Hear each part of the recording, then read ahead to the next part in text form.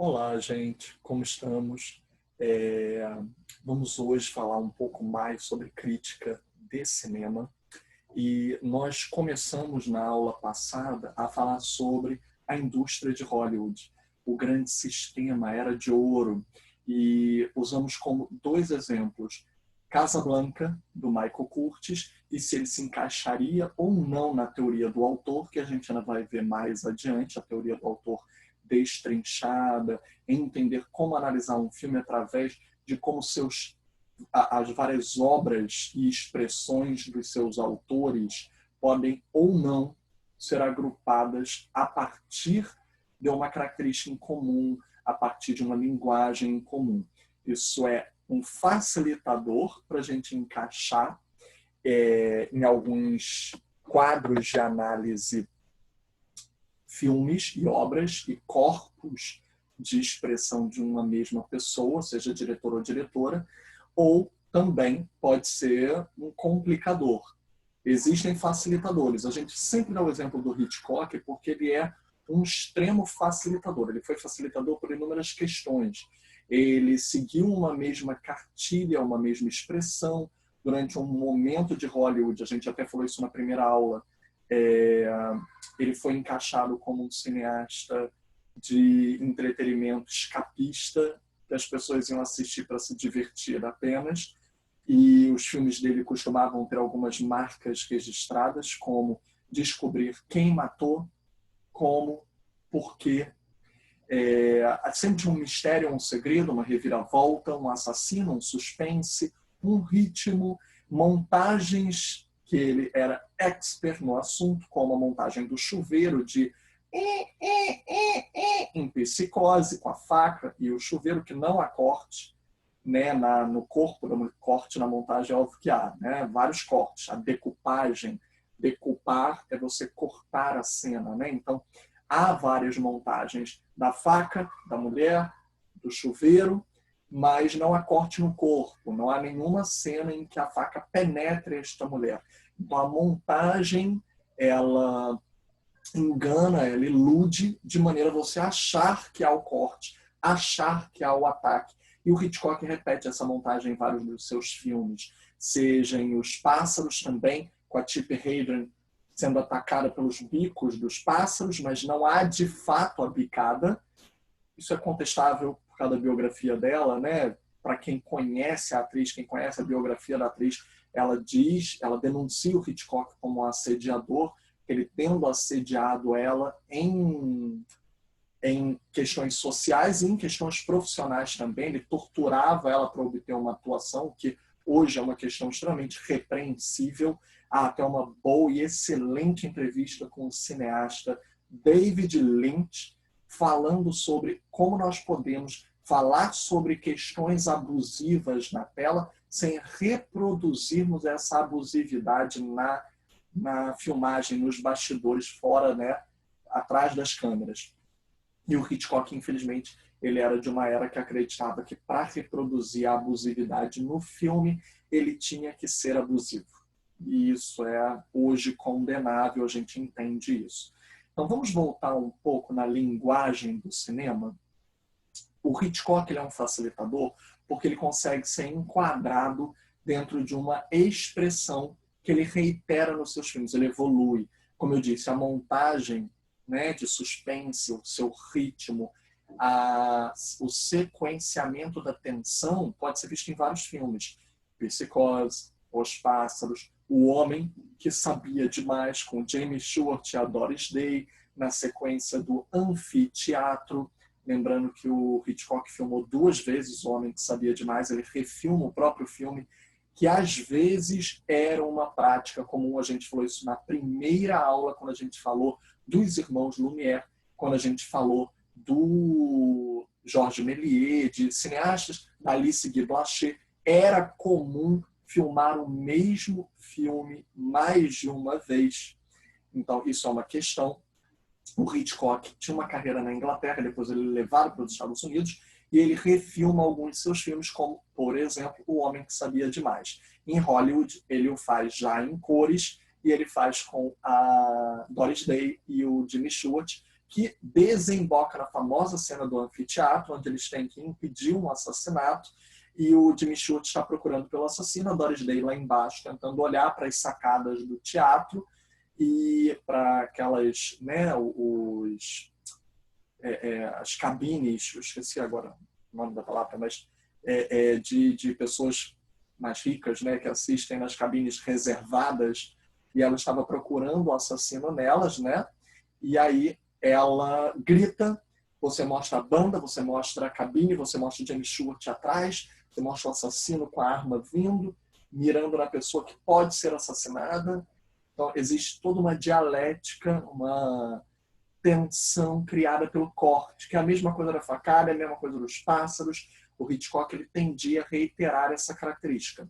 E que a gente já falou na primeira aula, ou na segunda, agora não vou lembrar, mas que o Truffaut, François Truffaut, da Nouvelle Vague, vai reapreciar a linguagem escapista, artística, de entretenimento, que as pessoas iam ver um blockbuster no cinema, iam ver um filme comercial de assassinato, de mistério, mas o Truffaut vai dizer, não. Hitchcock era um grande autor. Ele se encaixa na teoria do autor, da autoralidade, de você ter uma independência, uma linguagem própria, uma assinatura que te distingue. Isso não quer dizer que todos os diretores precisam se ater a esta assinatura para serem autorais, então existem críticas, calcanhares de Aquiles, pontos cegos na teoria do autor que a gente depois vai entender melhor.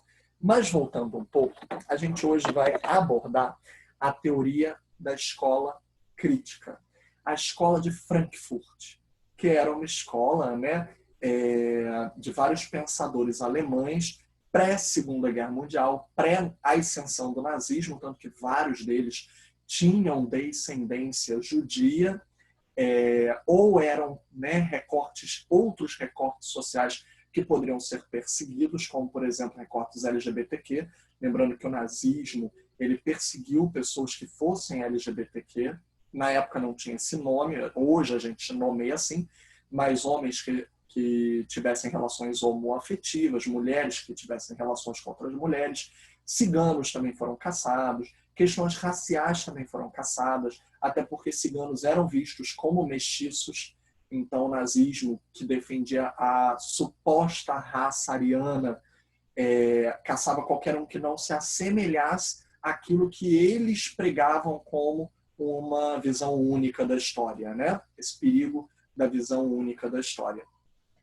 E o nazismo, evidentemente, vai ter suas próprias derrotas. Por exemplo, ele sediou as Olimpíadas na Alemanha nazista e competiram pessoas do mundo inteiro, inclusive americanos, por exemplo, como Jesse Owens. Vocês devem conhecer a história. Quem viu recentemente o filme Corra, do Jordan Peele, viu a história do grande corredor, um homem negro que competiu na Alemanha nazista e que ganhou dos alemães, derrotando a teoria de que a raça ariana era a melhor, né, competidora, e eles acreditavam nisso. Então, nós temos vários calcanhares de Aquiles. Existem cineastas como a grande Leni Riefenstahl, mulher cineasta na Alemanha, que filmou as Olimpíadas no grande filme Olímpia, e ela filma, inclusive, a vitória do Jesse Owens. Ela, apesar de ser bancada e paga pelo nazismo, ela usa de um olhar opositivo, ela filma as Olimpíadas como ela foi. Ela não disfarça, ela não engana. Então, não é porque ela está sendo financiada pelo nazismo que ela filma uma Olimpíada a tentar prevalecer ou priorizar a raça ariana, que nem Hitler queria que o fosse. Infelizmente, Leni vai ganhar alcunha na história da humanidade como a cineasta maldita, porque ela foi financiada pelo nazismo. O filme anterior dela é uma apologia ao exército nazista, então a gente tem que entender isso também de uma maneira negativa, que é o Triunfo da Vontade. Tem no YouTube, para quem quiser ver. O Olímpia, parte 1 e parte 2 também tem. Temos que entender que ela, como cineasta, evoluiu a linguagem do cinema, ela criou vários artifícios, mecanismos, ferramentas para a linguagem do cinema. Ela criou câmeras em cima de rodas, roldanas, gruas para suspender a câmera e filmagens aéreas, panorâmicas completas. Até hoje, o que ela fez em Olímpia dita a forma como a gente filma competições desportivas. O Sport TV, Globo Esporte, várias das estéticas que nós temos hoje como esportivas vieram da Leni e ela legou isso ao cinema. Mas ela vai virar a cineasta maldita por ser financiada por Hitler, infelizmente. Ela foi absolvida no julgamento de Nuremberg, que é o famoso julgamento tribunal internacional que julgou os crimes nazistas, e ela vai ser absolvida como não tendo filmado nenhum crime de guerra. Mas mesmo assim ela não vai ter perdão. Depois do nazismo ela continua a filmar, até com técnicas que ela reproduz e evolui do famoso pesquisador Jacques Cousteau, que já foi homenageado no filme do Wes Anderson, por exemplo, Wes Anderson de Moonrise Kingdom, de O Grande Hotel Budapeste e do filme inédito que está vindo aí, que é o French Dispatch, que está sendo adiado por causa do coronavírus para o fim do ano, deve ser um grande concorrente do ano que vem para o Oscar. Ele ia abrir o Festival de Cannes antes do Festival de Cannes ser cancelado e esse ano, por causa do coronavírus. E o Wes Anderson já homenageou Jacques Cousteau no filme A Vida Marinha de Steve Zissou. Né? Steve Zissou parafraseando Jacques Cousteau, com o Bill Murray no papel principal. E grande elenco, como sempre, inclusive Seu Jorge, nosso grande Seu Jorge, na trilha sonora. Né? Então, sou muito fã do cantor, sou muito fã do artista. Eu digo que é maravilhoso vê-lo num projeto internacional como os filmes do Wes Anderson. Mas o Jacques Cousteau, ele não foi só pesquisador e biólogo marinho, ele também filmou, ele foi cineasta, ele filmou grandes coisas debaixo da água, que a Leni Riefenstahl depois se dedica às filmagens aquáticas e evolui a linguagem dele no que era possível filmar debaixo d'água. Infelizmente, ela vai ser execrada pela história, condenada pela história, e o trabalho dela não vai ser reconhecido depois disso. Digo infelizmente porque sim, nós devemos sim julgar o fato de ela ter sido financiada pelo nazismo, mas quais eram as escolhas? Qual era a liberdade que a pessoa tinha para aquela época? Ainda mais mulheres que na década de 30 e 40 não eram financiadas por Hollywood. Né? Elas vão ficar extremamente escassas em Hollywood. Depois de Alice Guy Blaché, Louis Weber, Dorothy Eisner, Hollywood vai parar de dar chance às mulheres, né? Porque vira uma indústria, vira lucrativa e a indústria tira as mulheres de jogo. No retorno da Primeira Guerra Mundial e no retorno da Segunda Guerra Mundial, era antipatriótico, literalmente, era vendido como antipatriótico tirar o emprego de um homem que voltava da guerra. Então, as mulheres que tinham dominado o mercado durante um pequeno período de tempo, e eu já recomendei o documentário E a Mulher Criou Hollywood, que está todo no YouTube, legendado em português, para vocês verem quantas mulheres havia no início de Hollywood, e que Hollywood, quando vira uma indústria lucrativa, retira as mulheres do sistema.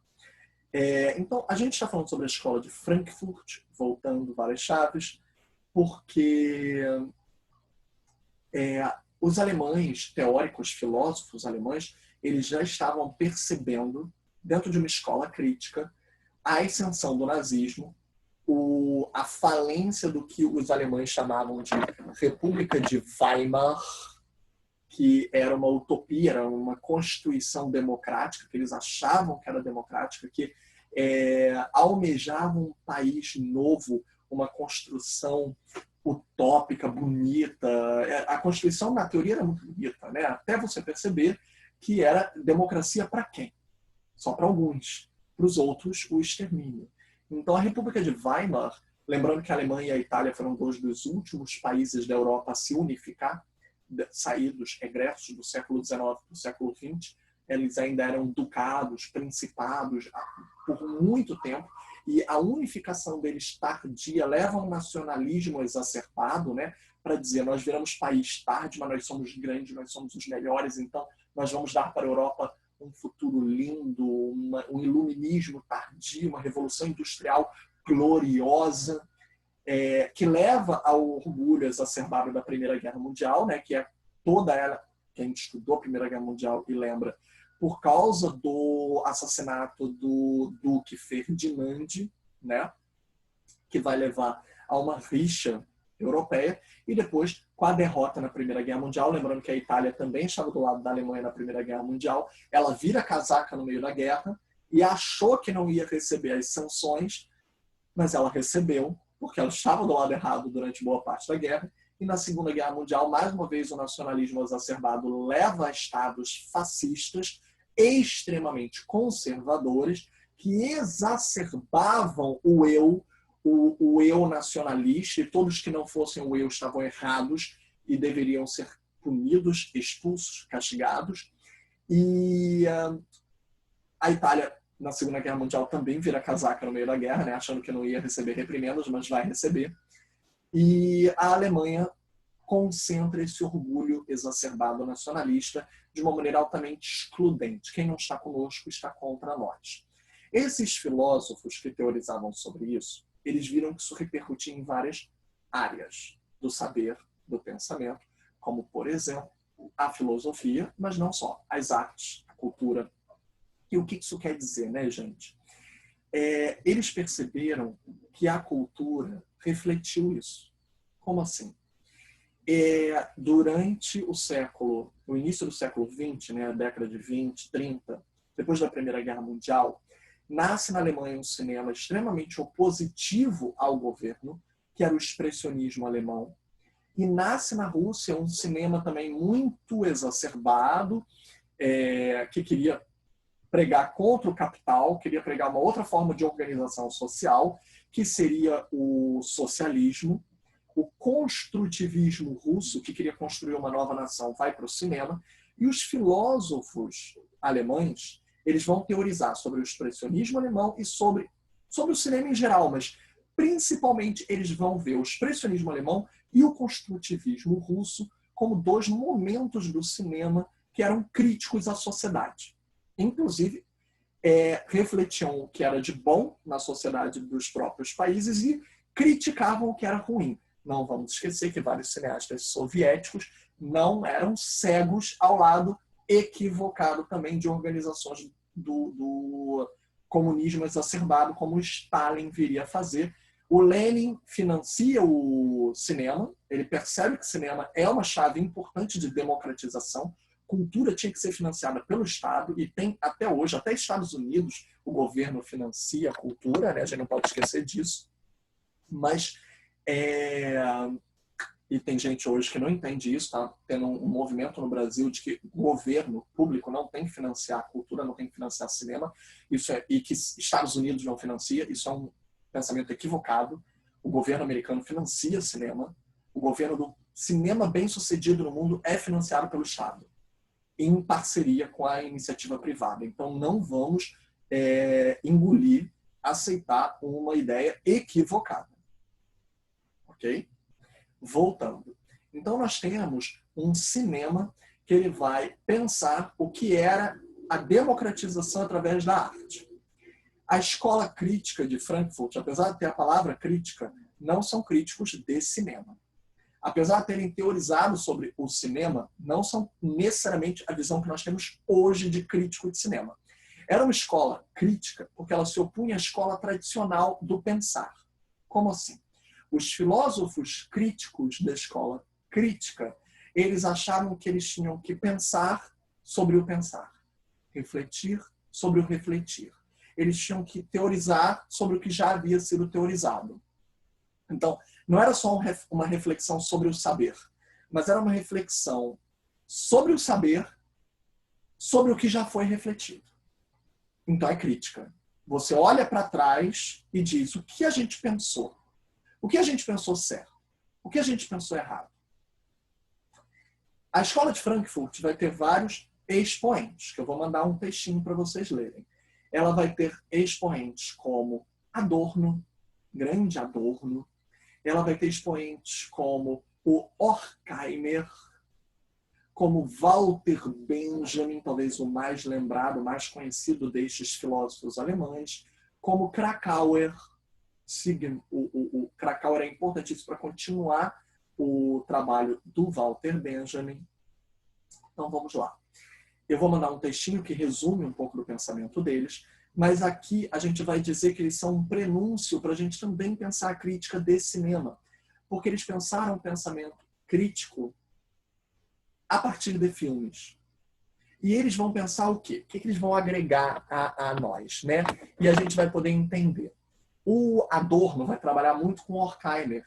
E os dois, eles vão pensar numa expressãozinha chamada indústria cultural, que vai ser evoluído pelo pensamento do Walter Benjamin e do Krakauer, que também trabalhavam juntos, numa crítica ao ornamento de massas. Lembrando, indústria cultural e ornamento de massas. E vai se pensar sobre muitas coisas. A arte, por exemplo, na era da, e essa é uma frase famosa do Walter Benjamin, na era da reprodutibilidade técnica. O que isso quer dizer? Antigamente, para você ver uma obra de arte, como um quadro, você era obrigado a ir até o quadro. Então, por exemplo, você quer ver a Mona Lisa? Onde está a Mona Lisa? Está no Museu do Louvre, na França. Então, você precisa viajar até a França para ver a Mona Lisa. É uma forma elitista de ver a arte, mas é uma comunicação direta com a arte. A música, antigamente, não tinha CD, não tinha Spotify, não tinha torrent, não dava para baixar uma música na internet, YouTube. Você, para ouvir a música, você tinha que ouvir um artista, você tinha que ir até ele. Ou a pessoa tinha que saber reproduzir. Então, tinha muito contato direto, a tradição oral, os usos e costumes diretos, que vai se perder na era da reprodutibilidade técnica. Com o disco de vinil, muito depois com o CD, com o livro, por exemplo, os livros que podem ser impressos e você ter volume 1, volume 2, volume 3, primeira edição, segunda edição, terceira edição. Tradução pode ser lido em vários lugares do mundo. Então, o cinema vai ser mais do que o livro até. Porque se o livro é individual, é difícil a gente ler junto, né? Eu posso até chamar minha esposa aqui e ler com ela. Vamos ler um livro, querida? Vamos ler juntos? Já acabou a página tal? Posso virar? Posso virar a página? Vamos ler em voz alta, a gente lê juntos? O livro ele é muito mais intimista, muito mais individual. Ainda assim, quando tem vários livros no mundo, eu posso ter o mesmo livro no Brasil quanto na Austrália e pessoas diferentes estarem lendo ao mesmo tempo em línguas diferentes o mesmo livro. Já o cinema ele vai mexer com a cabeça desses filósofos, porque ele vai dizer assim, nossa, o mesmo filme pode estar sendo assistido por muitas pessoas ao mesmo tempo, simultaneamente, em vários lugares do mundo, de maneira, com olhares diferentes, mas a mesma obra. E isso dá um giro na cabeça deles, por duas razões. A primeira, vamos voltar para a expressão do Adorno com Horkheimer, indústria cultural. O problema da indústria, da revolução industrial que acontecia naquela época, era a massificação da arte. Era a arte ser vista com uma visão única, como produto. Se você vê a arte apenas como produto, qual é o alimento para a alma? Se a arte só é um alimento para o bolso, como produto, o que fica? O que segue adiante? O que vai para a posteridade? Então, a arte pode ser arte, mas também pode ser produto. Elas não são mutuamente excludentes, até porque se a arte não é vendida, se você, por exemplo, eu estou com uma camiseta de Bacurau, é um produto do filme. E o filme é um dos maiores sucessos do cinema brasileiro contemporâneo. E se não tivesse gerado essa repercussão, camisas, revista em quadrinhos, memorabilia, né, produtos, ele talvez não tivesse alcançado a tamanha visibilidade, que até está cotado para o Oscar do ano que vem. Aí vocês perguntam, mas peraí, Bacurau não pode ser indicado, ele já foi no ano passado e não passou. Então, ele seria indicado como melhor filme internacional, melhor filme na categoria de filme estrangeiro. E aí ele não passou. Mas sendo distribuído nos Estados Unidos, lembremos que nem Cidade de Deus também não passou como filme em língua estrangeira. Mas Cidade de Deus foi distribuído nos Estados Unidos e no ano seguinte foi indicado a 4 categorias. Fotografia, direção, roteiro e acho que direção de arte, se eu não me engano. Se eu não estiver enganado. Então, não, montagem. Então, o filme foi indicado porque quando você é distribuído no território americano, São outras regras. Você passa a poder ser indicado, elegível em outras categorias. E Bacurau está bastante cotado. Bastante cotado. Então, assim, vamos voltar. Não é um pecado uma arte ser vendida, gerar empregos, circular dinheiro. Mas a gente também não pode olhar a arte apenas como um produto. Se a gente olhar apenas a arte como um produto, se ela, por exemplo, fracassou na bilheteria, ela tem menos valor artístico? O público não aceitou. Então, não deve ser bom. O público não foi ver, o que não é verdade. A gente sabe que existem várias variáveis. Se gerou McLanche Feliz, se gerou promoção da Renner, camisa da Renner. Existe uma facilidade, principalmente do mercado norte-americano, de virar uma indústria para nós, colonizadora inclusive, que facilita com que a bilheteria dele seja grande, né? Uma grande frase de um crítico brasileiro que virou curador, fundou a Universidade de Brasília, a Faculdade de Cinema em Brasília, que é o Paulo Emílio Salles Gomes, fundou o Festival de Brasília, que vai emparelhar ali com o cinema novo, vai dar reconhecimento ao cinema novo na década de 60. O Paulo Emílio Salles Gomes, ele fala uma frase muito boa. O nosso filme mais insignificante brasileiro, mais fraco, o menor, diz mais para nós do que qualquer filme estrangeiro. Porque ele nasce da nossa cultura. Mesmo que ele seja ruim, ele vai discutir algo nosso. Ele vai discutir um recorte nosso, que nos diz respeito, nos interessa, e a gente deve debater. E isso é um pouco do que a gente vai poder tirar da escola crítica de Frankfurt, que a gente vai desenvolver mais no próximo vídeo. Que é, a gente tem que entender que sim, se forma uma indústria, mas a gente não pode apenas ver como indústria, apenas ver como produto, senão esse produto já nasce morto. Se ele só significa o dinheiro que ele render, ele não diz nada mais. Ele não alimenta a alma. E o Adorno, o Horkheimer, que vão entender isso, e depois o Benjamin, que vai falar sobre essa reprodutibilidade técnica. Se o filme apenas existe para ser espalhado pelo mundo, que tipo de filme quebra o conceito de massa, né? Aí, aquela outra expressão que eu usei, ornamento de massas. Quando esse filme pode ser reapropriado, tirado das massas e virar algo que diga respeito a você, individualmente, pessoalmente, não seja apenas consumido, dirigido com dirigismo hipnótico, lobotomizador, apenas para as massas. Eu dirijo esse filme que ele é romântico, então ele diz respeito às massas. Eu boto uma música para a cena do beijo em câmera lenta. Eu manipulo esse filme o máximo possível para que todos sintam a mesma coisa. Ao invés de dar um pouquinho para o espectador decidir por conta própria o que ele quer sentir. Então, o quanto a gente pode, como espectador, como reagente, participar do resultado, preencher as lacunas. Quantas lacunas esse filme pode ter, ao invés de ser todo dado, todo mastigado, todo digerido, todo imposto a você. Então, a escola crítica de Frankfurt era uma escola crítica dentro da filosofia, mas ela vai, em muito, ser crítica ao que estava acontecendo. Então, ela vai legar muito para a crítica de cinema. Porque os críticos de cinema podem se alimentar desse olhar para entender e tentar também desconstruir, se opor a ver a arte apenas como um produto, como indústria, como a necessidade de lucro, por exemplo. E isso é um grande legado. Ver a arte como uma peça, de novo, como um uso e costume que pode ser passado de uma pessoa para outra com uma intensidade, com uma expressão própria. O que me diz, o meu arrepio, o que me arrepia, pode não ser o que te arrepia.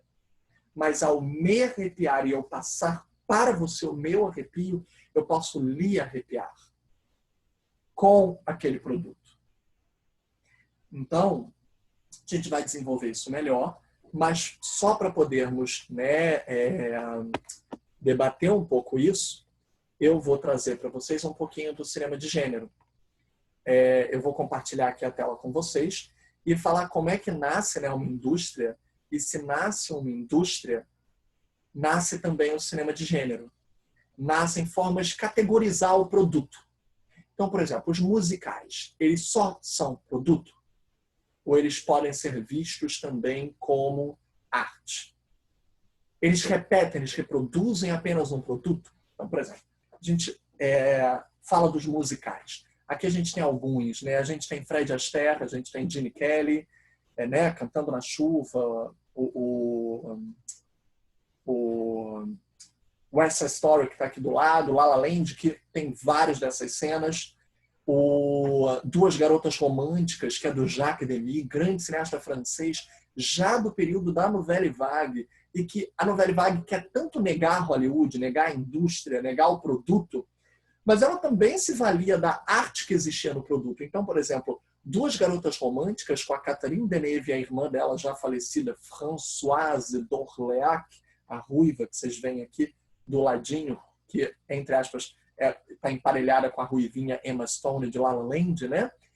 As duas, nos musicais de Jacques Demy, homenageiam a grande Hollywood, mas ele homenageia com um olhar opositivo, que é uma coisa até que a própria Hollywood começou a perceber a partir da década de 50 e 60.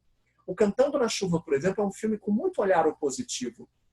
Ele não se rendia à indústria, ele ironizava a indústria. Quem já viu Cantando na Chuva, porque ele é tão grande e até hoje é tão atual, ele é um filme que se passa da transição da era muda para a era falada, e o Gene Kelly, que é o protagonista e também co-diretor do filme, né, com Stanley Donen, eles ironizam a indústria, porque ao passar da indústria muda para falada, para sincronização do som, e é um filme musical, ele não existiria sem a sincronização do som, eles estão sendo irônicos, eles vão mostrar várias falcatruas e corrupções da indústria, como a grande parceira de filmes, a atriz que atuava junto com o personagem do Gene Kelly, ela tem uma voz horrível. Então eles vão precisar contratar uma mulher que tem uma boa voz para dublá-la, inclusive de maneira com má fé, ao apagar e invisibilizar essa mulher, que falava, mas não podia aparecer. Então, que a mãe, né, da princesa Leia, da Carrie Fisher, era Debbie Reynolds, ambas falecidas, saudosas Debbie Reynolds e Carrie Fisher. Então, o que o Cantando na Chuva vai trazer? Ele vai trazer uma crítica ao próprio sistema, uma crítica à própria indústria. Ele é metalinguístico nesse sentido, porque ele mostra como os filmes eram feitos dentro do filme. Ele tem uma ironia ao sistema, e ironiza o sistema, que vai ser diretamente ligado ao Duas Garotas Românticas do Jacques Demy, que também fez o famoso Os Guarda-Chuvas do Amor, né? Aqui também a Deneuve nos Guarda-Chuvas do Amor. Vocês veem cores primárias, né? O azul é muito azul, o rosa é muito rosa, o amarelo é muito amarelo, o laranja é muito laranja. Por quê? Porque o musical ele abstrai da realidade. Não é real a gente começar a cantar do nada para explicar as coisas. Eu vou falar sobre crítica de cinema para vocês. Não é. É uma abstração da realidade começar a cantar do nada. Então as cores primárias são como se fossem âncoras, que nos ancoram na abstração de começar a cantar do nada. São cores que atraem o olhar quando o nosso ouvido está sendo distraído por algo surreal. Aqui a gente vê outros filmes do Jacques Demy, como Pele de Asno, que é um filme de fantasia, que brinca com a Bela e a Fera, mas bota a Bela no lugar da Fera. A Bela vira a Fera, que é a Catherine Deneuve também, que vira o asno. Ela é amaldiçoada, e só um verdadeiro amor tiraria ela dessa pele de asno, que é o nome do filme. Também é um musical. E do lado direito, Duas Garotas Românticas com as irmãs Deneuve e Françoise d'Orléac. Nós temos também aqui mais imagens de Duas Garotas Românticas, cores primárias, que vão para além do figurino, vão para o cenário também, como vocês podem perceber nessas cenas. Essa cena da esquerda, por exemplo, vocês vão ver muitíssimo a influência para Chicago, por exemplo. A cena final de Chicago com a dança, com os paetês, com o brilho, né, com as cores primárias. O filme Chicago com a Renée Zellweger e a Zeta Jones. Na direita vocês veem o Gene Kelly atuando com a Deneuve, porque o Gene Kelly de Cantando na Chuva é tão homenageado pelo Jacques Demy, que o Jacques Demy quis trabalhar com o Gene Kelly e traz ele para Duas Garotas Românticas. Nós vemos aqui o Gene Kelly também de branco com a Françoise d'Orléac, que é a parceira romântica dele no lado direito. A cena do lado esquerdo, que é no trânsito, no meio dos carros, também de duas garotas românticas. E a cena final são cenas que aludem diretamente ao La La Land. O La La Land tirou essas cenas de duas garotas românticas, a dança no meio dos carros, no início do filme, a composição das cores primárias e a ordenação quase geométrica dos casais dançando no fundo, né? Vocês veem que La La Land tirou muito de duas garotas românticas. Isso não é cópia necessariamente, existe diferença entre cópia e referência. Reverência é respeito. Referência é você usar um código e colocar em um outro lugar como uma homenagem. Aqui a gente vê Pillow Talk, com a Doris Day e o Rock Hudson, que também utilizam a questão da montagem para brincar com que, naquela época, né, era proibido cenas de sexo, era proibido cenas mais avantajadas. Então, o musical ele facilitava, a comédia, o musical eram abstrações, o gênero, ele subvertia e ele fazia uma crítica à indústria de massas. Por quê?